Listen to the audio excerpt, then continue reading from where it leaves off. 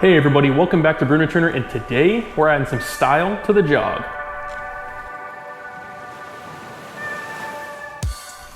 Alright guys, this is one I have been looking forward to.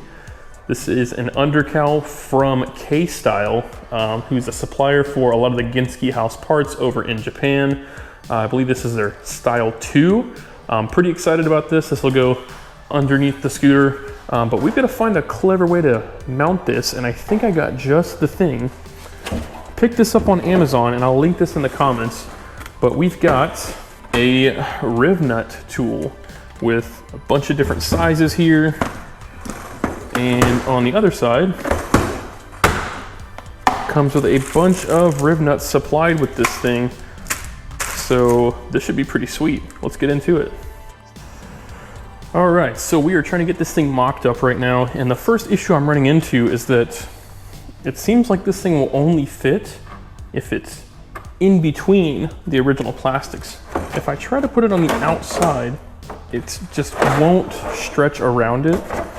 Now it looks like it would look better on the outside. It would flow better, but yeah, it's only wanting to mock up here on the inside. So that might be what I do.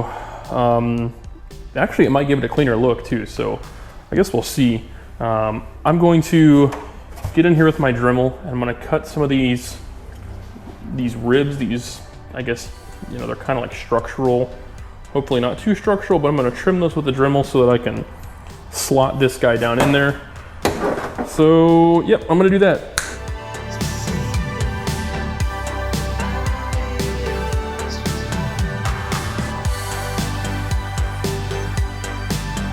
Okay, change of plans. We have now got this thing able to squeeze around the outside of our floorboard, and I think that's because of the slots I trimmed. It's given a little bit more flex room. So this is what I'm thinking. Get it lined up about right here, and then the floorboard will actually flex enough that I can get those things lined up pretty good. And yeah, I think that'll be all right. So let's get to drilling. You know what, I might actually Dremel some of this out so I can get it to push back a little bit further.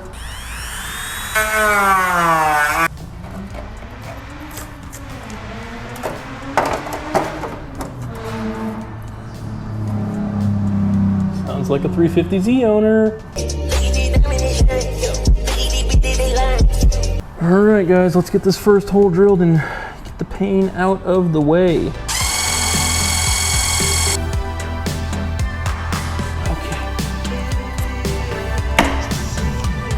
We got our first one in there. Let's move over to the other side here. All right, now maybe you guys can see what's going on here whenever I'm compressing this riv nut.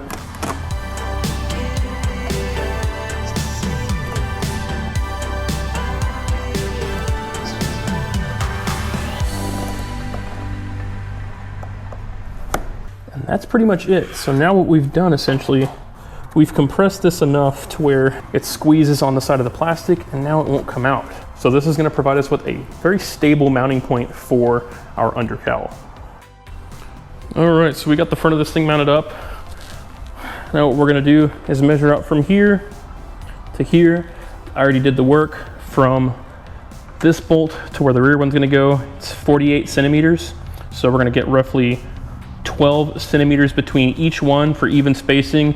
So I got to do 4 more on this side and then 4 more on the other side. So I'm going to sit you guys down. I'll get that taken care of, and I'll get back with you once I'm done.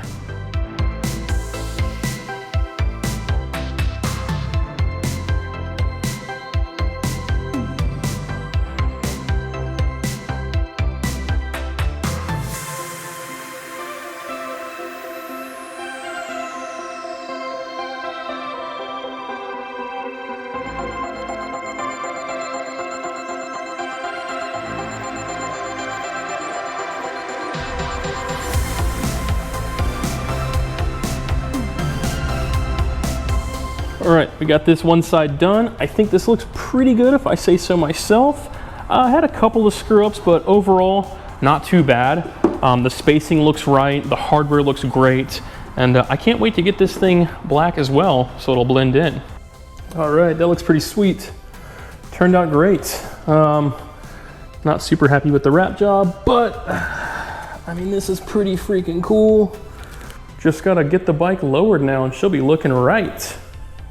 Okay, so we've got the undercowl put on.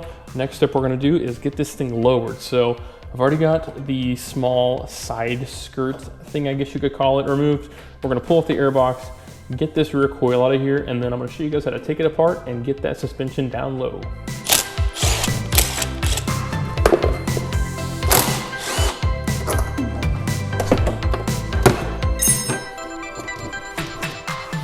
Now, I'm not sure if you guys have seen the Aero 50 suspension install, or the suspension removal actually, but we take a flathead, pry it in between the spring and the spring perch. You're gonna rotate it sideways to get it to kind of come on cam, so to speak, and open up.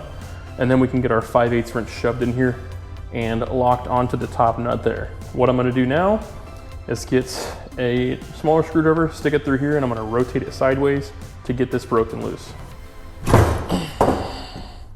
All right, that took way too much hassle, but it is off now.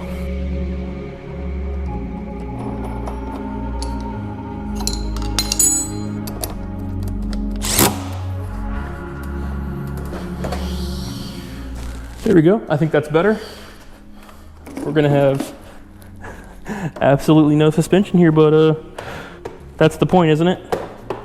That's what they say, no sus or you sus.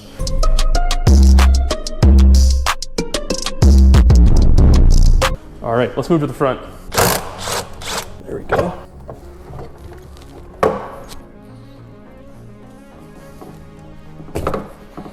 Just so you can see, we've got our snap ring right here, and this actually clips up inside of a groove in that shock housing. So once you pop that snap ring off, this thing will slide right out and we can pull the spring and everything out. All right, so we've got our suspension laid out here on the bench, just so you can see what's going on. Both of these will have a spring and then small, like basically it's about a quarter sized flat plate here. On this side, for whatever reason, there's this like rubber damper. I guess this is also some kind of bump stop, but we're gonna get rid of that. I'm just gonna throw this back in as is, and we should be good to go. Just remember, whenever you're doing this one with the alignment tab, this is for your brake caliper. This is going to go on the left side of the scooter. Okay, so that pop, that was the snap ring seating there. Just gonna see how low these things are gonna sit. That's pretty sweet. Let's get the other one thrown in. Don't forget your bushing here.